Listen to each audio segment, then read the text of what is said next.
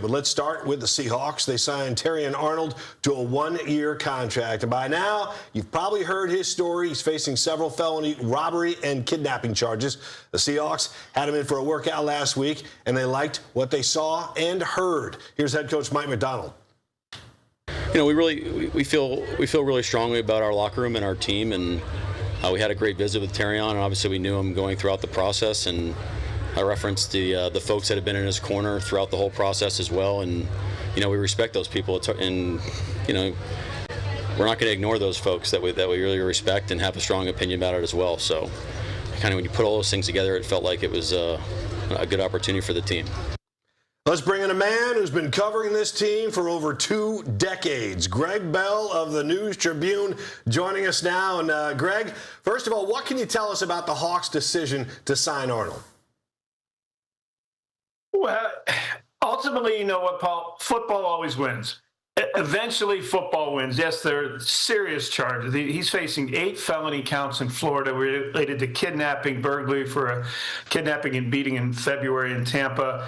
He can face up to life in prison if those charges, he ends up being found guilty of them.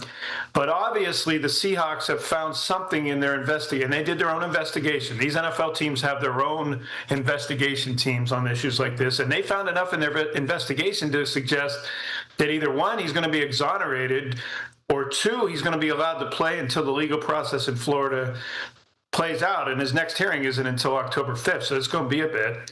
Or 3, the NFL has given them some indication that he'll be able to play at some point for them. If nothing else, he's on layaway. Say they let him play while he's out on $1 million bond, and then the NFL Commissioner Roger Goodell decides to put him on the exempt list, then he's suspended to start the season.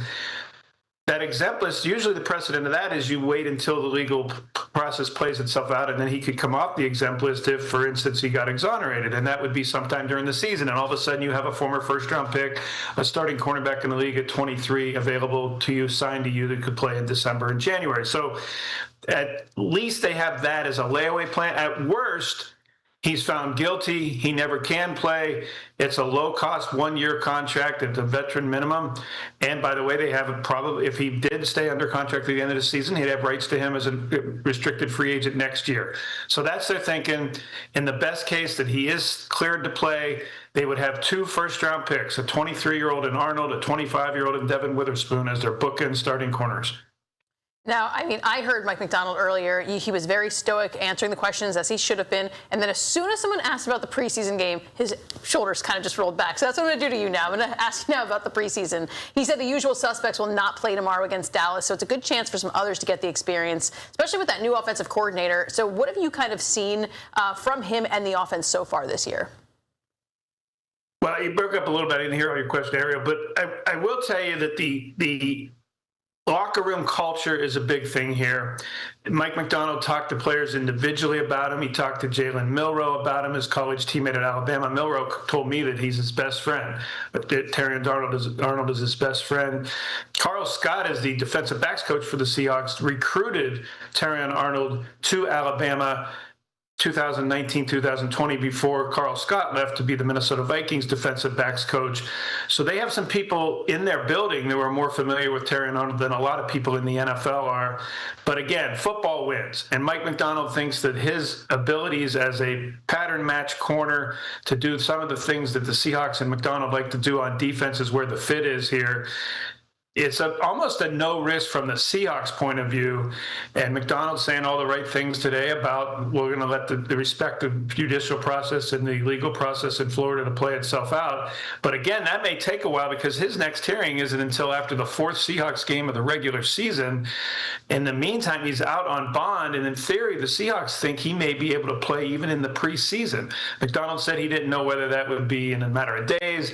I'm expecting them to be on the field on Monday. And it's going to be a ramp up for him to get in football shape because he hasn't been in pads since the end of the Lions season back in January. Well, that's definitely going to be something I know that Seahawks fans here in Seattle and around the world are going to be dialed in to see how that plays out. But switching gears a little bit with you, Greg, Coach Macdonald said today that Drew Lock and Jalen Milroe will handle the quarterbacking duties, rotating every 2 series before Milroe takes over full-time somewhere in the 3rd quarter. So Has Milroe been showing any signs of taking that next step, becoming that guy that they thought he could be when they drafted him?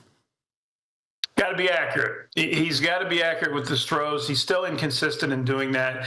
Milroe looked really good in the first few days of August after being inaccurate the first few days of camp. And then the last couple days and yesterday in practice, he was throwing behind receivers and late on throws across the middle. If you're late on throws across the middle in the NFL, you get intercepted. Drew Lock has looked really good. Now, he always looks really good when no one's pressuring him and he's just back there sitting as a statuesque quarterback, a big, tall, rifle-armed guy, and he's throwing the ball really well. His problem in his career with Denver, the reason why he's still not the Denver Broncos starter after they drafted him, is that when he got under pressure, he would throw interceptions. But the Seahawks like the fact that they have an experienced backup in Locke, who they've already seen can come in for the starter and win the Monday night game in Philadelphia for Geno Smith a couple of seasons ago. They know he can do it. They also love what they see out of Sam Darnold. I wrote a story at the News Tribune this morning, Terry, about how much more in command he is. This time last year, he wasn't even sure what the quickest route down 405 to the facility was. Now he knows everybody. He knows everything about the offense. He knows everything about Mike Macdonald and his culture. He especially knows Jackson Smith and Jigba and Cooper Kupp. He's really grown with Rashid Shaheed. You see pictured there, 22. They spent time in the summer down near Darnold's home in San Clemente in Mission Viejo at Saddleback Junior College in that 6-week break between the end of minicamp and the start of training camp. It was Darnold and Shaheed throwing on a junior college field to just get used to the speed and the reps that they didn't have a chance to get used to when Shaheed came in midstream in November last year. They like where they are at quarterback. Jalen Milroe doesn't have to be an NFL quarterback this year. He needs to be one next year, though, because they have a decision to make on Drew Lock after this year. His contract's ending, and they want to know whether Milroe is going to show him enough this preseason to say, yeah, we could maybe turn the reins over to him. But yes, Terry, to your point, you're going to see rotation of quarterbacks. So when Lock leaves, Lock will start tomorrow night, and when he leaves, that might not necessarily be the end of Lock. Usually when a guy leaves, the other guy will finish the game. Milroe will come in, then Lock will come back in, then Milroe will come in. You will not see Sam Darnold play tomorrow night. Hey, Greg, JSN goes into this season as a marked man. Teams have studied him. They're trying to learn how to defend him. Cooper Kupp has been there before, of course. He says being an elite receiver means drawing coverage sometimes as well. Is that another element JSN will have to deal with this season? Cooper Kupp is like a coach on the field for everybody. And I think he makes Jackson Smith and Jigba so much better. Smith and Jigba, his nuances to his route running, his ability to keep defenders on his back, his body control. Cooper Kupp has taught him a lot. Now, Smith and Jigba had a lot of that coming out of Ohio State. But Cooper Kupp does all the things to make that team better. Makes catches on third down out of the slot. Makes Smith and Jigba better in reading a cornerback's leverage when they're in press coverage at the line. Is a team type of guy in the locker room who echoing the coaches. The stats might not say it, but they've gotten more maybe than they bargained for out of Cooper Kupp when they signed him last year. 33 years old, 12th, 13th camp. He's still a force, a really, really important part of this team, no matter what the numbers might say. On the other side of the ball, Byron Murphy is another guy who's drawing a lot of attention. He said he almost feels disrespected if teams don't double him. What makes him so difficult to defend? Smith and Jigba? Yep. Sorry, that was Byron Murphy. He said he feels disrespected. I'm sorry. It's always me. You're picking up, yeah, it's my fault. Byron Murphy, the reason he's so tough to double team, Ariel, is he has an innate ability to drop to one knee at the snap when he's getting double teamed.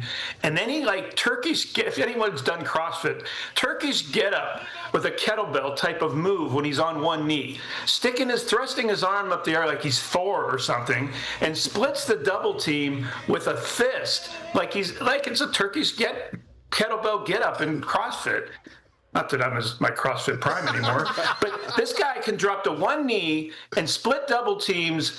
I mean, it is unique, and defensive line coaches don't teach us because guys can't get off the ground that quick. Once they're on a knee, they're done. They're usually buried and eating sand, and he's able to get back up off of his knee and do this trick with his fist. It's uncanny. You'll watch it, not tomorrow night because he's not going to play. He's too good. But you watch during the first game in New England on September 9th when they play New England at Lumen Field, and watch how many times the Patriots try to double team him, and watch how many times he splits it by going to one knee and rising with one arm. Leonard Williams Williams and DeMarcus Lawrence have combined 25 years in the NFL, and they say they've never seen a guy take on double teams.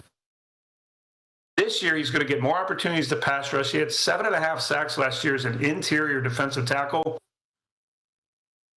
3 technique, 5 technique.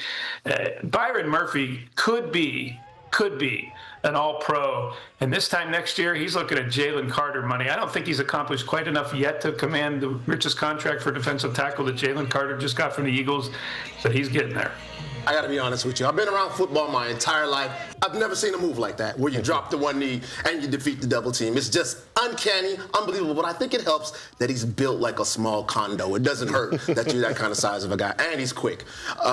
It's crazy. Right. Exactly. It's like he does taekwondo on a defensive line in the middle of the line of scrimmage of an NFL game or something. He's a gymnast at 300 pounds. It's amazing how strong and fast he is at the same time. They saw a little bit of it at Texas, they tell me, the Seahawks coaches, but they didn't think he could pull that off like he does at the NFL level. He's amazing at the line of scrimmage with that. And yet teams still try to double team him. And he's the other guy that's really good at double teams, by the way, is Derek Hall. And one of the reasons why the Seahawks chose him over Boye Mafe at outside linebacker and edge setter is he can play all 4 downs. He can play short yardage run defense because he's very good at taking on double teams. His sack numbers don't show it, but Derek Hall pressure rates against double teams between Murphy and Hall. It's really hard to double team front at 7 guys in the Seahawks, and that's a big reason why they were the top-ranked defense in the NFL in scoring last year. Yeah, you talk about Murphy, you talk about Hall, those guys up front, but there's another guy. Tackle Riley Mills is going to play tomorrow night. We've been hearing his name a lot. Macdonald says he and Murphy are 2 of the best that he's ever seen. Now, Mills is just in his 2nd year, but why is he drawing so much attention and so much praise? He's really quick off the ball, and Terry, he's healthy. This time last year, he was in a sleeve and just watching. He was only a few months removed from reconstructive knee surgery he had at Notre Dame and ended his career in the winter 2024 into 25. They drafted him on a layaway plan, knowing he might not play much last year. He didn't debut until early December. He has his first career sack in the Super Bowl, and he said this offseason has been like night and day for him because of the fact he's been healthy the whole time. He's come a long way. He told me an amazing story on the KJR. I had him on a guest that right after he tore his knee out, Notre Dame was playing they won the college football playoff game against Indiana to advance to the Orange Bowl in Miami. And the doctors wouldn't let him get on a plane because he was 2 or 3 days out from his knee surgery, afraid of swelling and blood clots.